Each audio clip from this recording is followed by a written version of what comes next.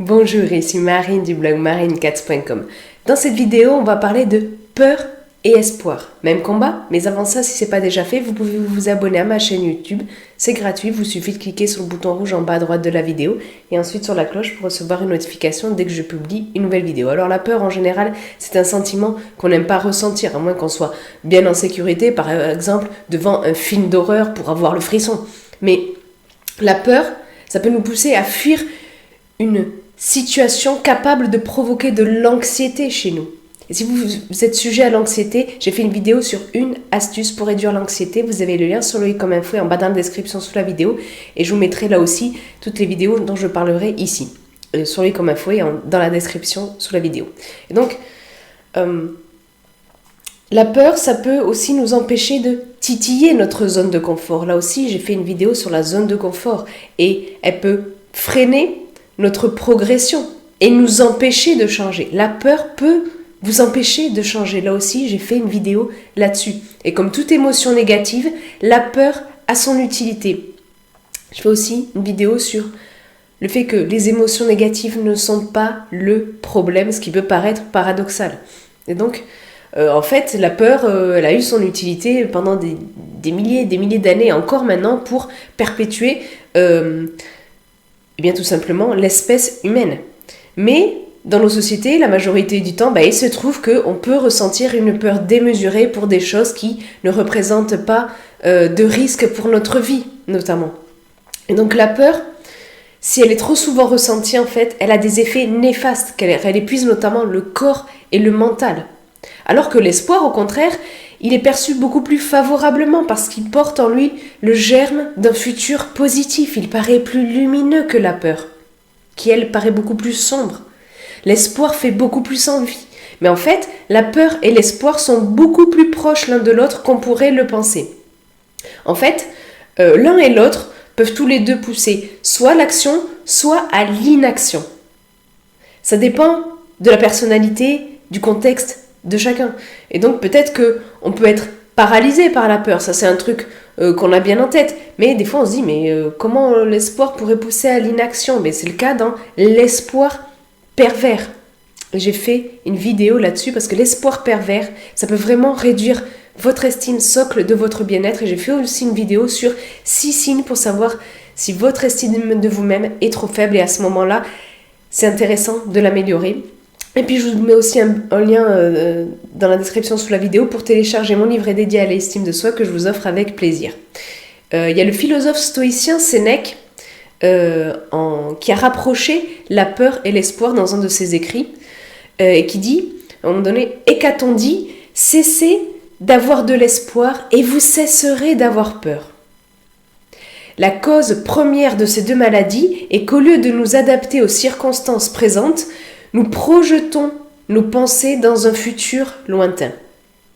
Il y a Mogauda aussi dans son livre La formule du bonheur, je vous mettrai la référence dans la description, qui dit qu'en fait, ce qui cause du tracas, de l'angoisse, du stress, de la peur, des émotions négatives, la grande majorité du temps, c'est le fait de penser au passé ou au futur.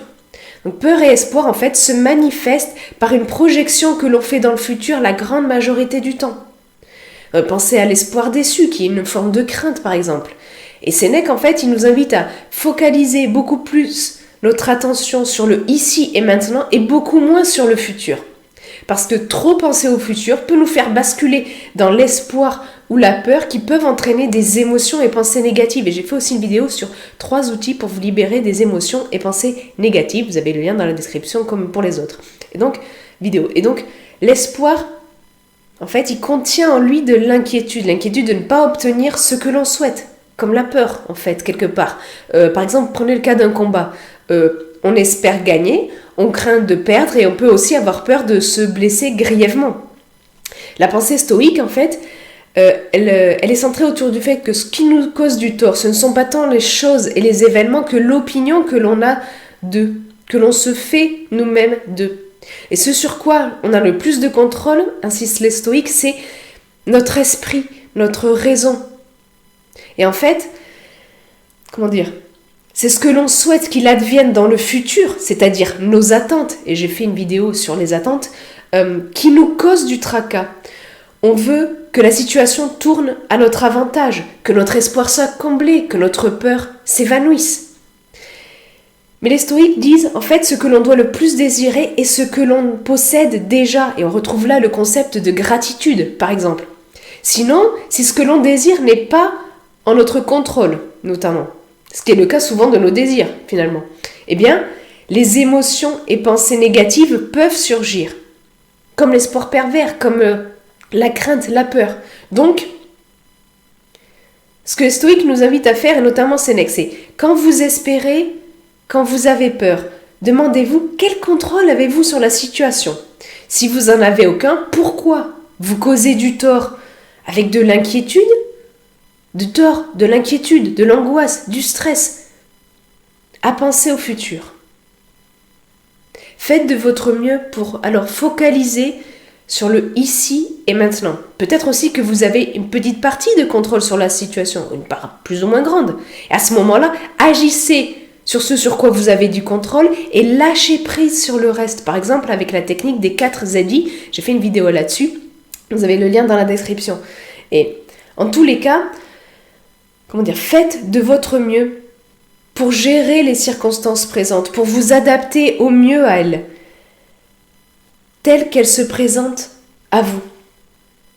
Donc vraiment, gardez à l'esprit que être très souvent dans l'espoir, dans la peur, dans le futur, c'est vraiment source d'émotions et pensées négatives et c'est néfaste pour vous. Donc gardez bien ça en tête. Et puis si le sujet de cette vidéo vous intéresse, je vous invite à aller lire l'article beaucoup plus complet lié à cette vidéo. Je vous mets le lien en bas dans la description sous la vidéo. Et puis vous, dites-moi dans les commentaires ci-dessous, est-ce que vous avez tendance à trop avoir de l'espoir, trop avoir de la peur? Est-ce que vous allez maintenant essayer de plus focaliser sur le ici et maintenant, sur lâcher prise sur ce sur quoi vous n'avez pas du contrôle, sur agir sur ce sur quoi vous avez du contrôle? Et quelles astuces vous connaissez pour justement vous sortir de l'espoir pervers et de la peur? Partagez ça dans les commentaires ci-dessous. Et puis si vous avez aimé cette vidéo, cliquez sur le pouce en l'air présent juste en bas de cette vidéo. Ça m'encourage, ça aide surtout à faire connaître cette vidéo à des gens que ça pourrait aider. Et puis si justement vous connaissez des personnes qui sont souvent dans l'espoir, dans la peur, qui sont paralysés par ça, qui n'agissent pas, ou qui restent comme ça dans les émotions et pensées négatives, n'hésitez pas à partager cette vidéo avec ces personnes-là. Et puis comme je l'ai dit au début, vous êtes libre de vous abonner à ma chaîne YouTube, c'est gratuit. Vous avez juste à cliquer sur le bouton rouge en bas à droite de la vidéo et ensuite sur la cloche pour recevoir une notification dès que je publie une nouvelle vidéo. Sur ce, je vous souhaite une excellente journée. Soyez vous-même. À très vite.